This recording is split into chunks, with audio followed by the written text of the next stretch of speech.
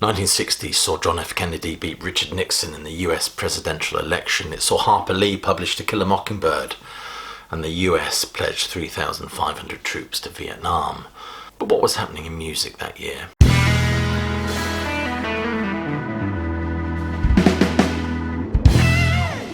Welcome, classic rock fans, to a brand new series, A Year in Music, and today we're looking at 1960. Please be sure to click like, subscribe, do all that stuff, and check that bell so you get notified of any future uploads. So what was happening with music in 1960? Well, it was a year that saw the last 78s released in the UK and USA. It saw the first Joan Baez album. It also saw the death of Eddie Cochran.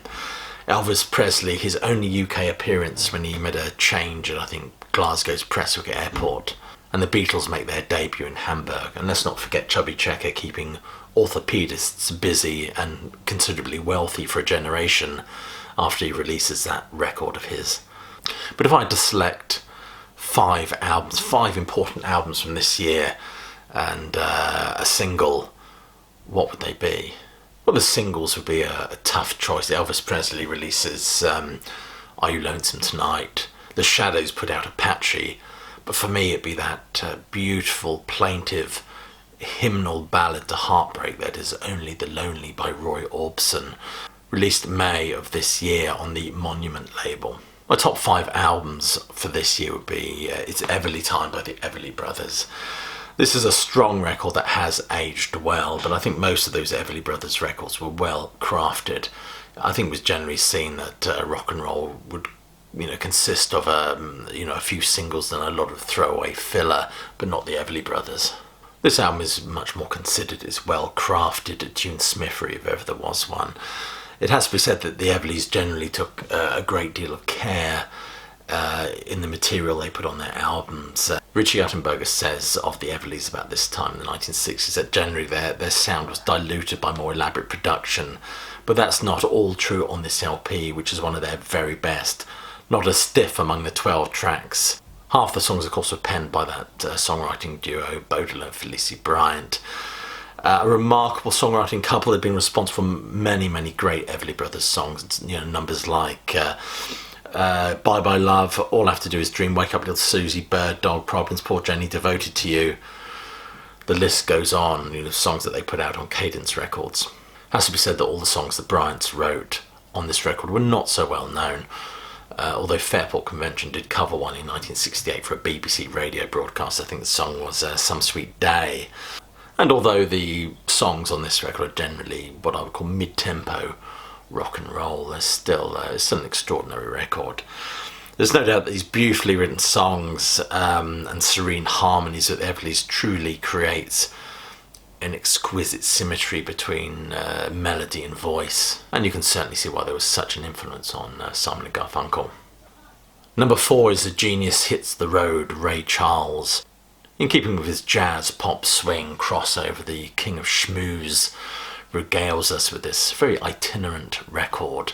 It's an album that moves us from city to city, imbued with that distinctive Ray Charles swagger and yawl. We get a collection of songs devoted to various US cities, songs like Alabama Bound, Georgia on My Mind. I mean, my word, what a famous song that is. Moonlight in Vermont, California, Here I Come, and a dozen other numbers for the uber cool cats amongst us. Many see this as a kind of crossover between between jazz, pop and swing, especially apparent in those big brassy numbers on this record, emulated by so many afterwards. Billy Joel's Big Man on Mulberry Street in New York State of Mind just kind of trips on the tongue when I say that. But it's a fascinating album, of course. It also features the likes of material from Al Jolson and Hoagy Carmichael. Many argue this album hasn't aged particularly well, but I think it very much has that bluster of its time. It's definitely one worth listening to. Number 3 is Sketches of Spain by Miles Davis. This is one of those albums that has the hairs standing up on the back of your neck. It's stridently romantic music. Miles Davis said, "Flamenco is the Spanish counterpart of our blues." One encounters a multitude of tonalities on this record and some interesting percussive elements like maracas and castanets and tambourines and all sorts of clitter-clatter going on. Several reviewers have actually said is this actually jazz? John Lennon apparently said jazz is shit, it's even more stupid than rock and roll, it doesn't go anywhere. I think we have to take John Lennon's barbed comments about a lot of these things with a healthy pinch of salt. But nevertheless, many of the critics of this genre might argue he has a point. You could argue that jazz begins with Louis Armstrong. If it doesn't begin with Louis Armstrong, maybe it's reinvigorated by him. In fact, when I quote Wikipedia, it says that Louis Armstrong energized the medium, allowing America to swing away the Great Depression, not to mention the occasional World War. But this is an album of profound beauty and depth. Let the sound of music creep in our ears, soft stillness in the night become the touches of sweet harmony. Not that I confess to knowing a lot about jazz, to be honest with you, although I'm pretty sure it was this album that Grace Slick took LSD and listened to this album for 8 hours straight, after which she stood up, went over to an upright piano and composed White Rabbit. Go figure, eh? I'm not, as I said, I don't know a lot about jazz. I have started listening to a lot of it recently, and I've felt compelled to, wear sandals and smoke gauloises all of a sudden and listen to the Bill Evans Trio. Nevertheless, this album has been described by Rolling Stone as an album of unparalleled grace and lyricism.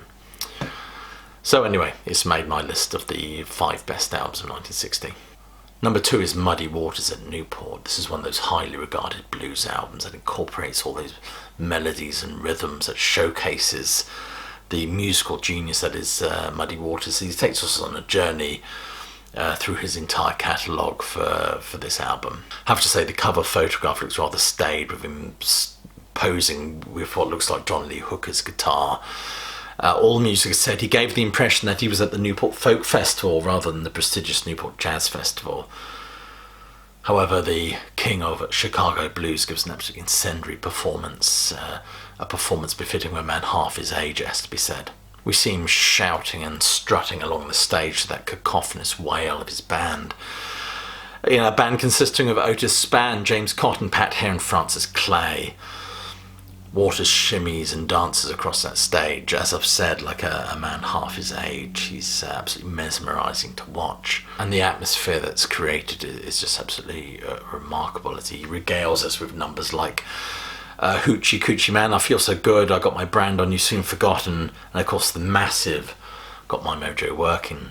The set ends in a very poignant mood with an announcement at the end of the festival, and Otis Spann's improvised Goodbye Newport Blues. What a night to have been there, but at least we have this wonderful film and record. Number 1 is Giant Steps by John Coltrane.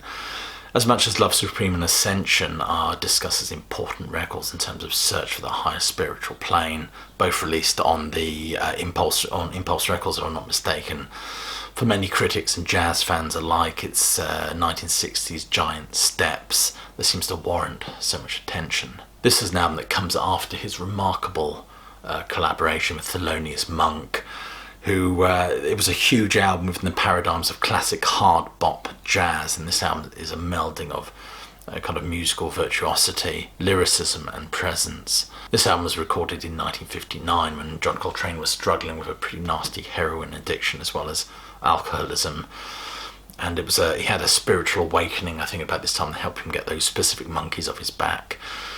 Also, I think his wife, Naima, who was also instrumental in helping him with this spiritual dawning, if you like. In fact, I think he names a track after her on this record. This is John Coltrane's debut for Atlantic. He was concurrently performing and recording with Miles Davis at this point, and it's a greatly admired album by fans and critics alike for its tones and complexity.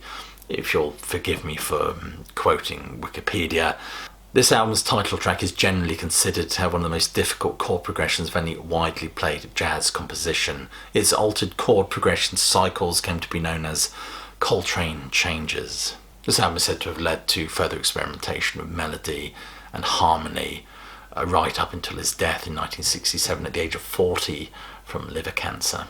But it is a remarkable album, arguably the best of 1960. Anyway, this is a new series of videos, A Year in Music. Let me know what your top 5 albums would be and the best single of 1960 would be. Leave your comments below. Other than that, I just hope you're all well and staying safe, but more importantly, of course, is that you keep listening.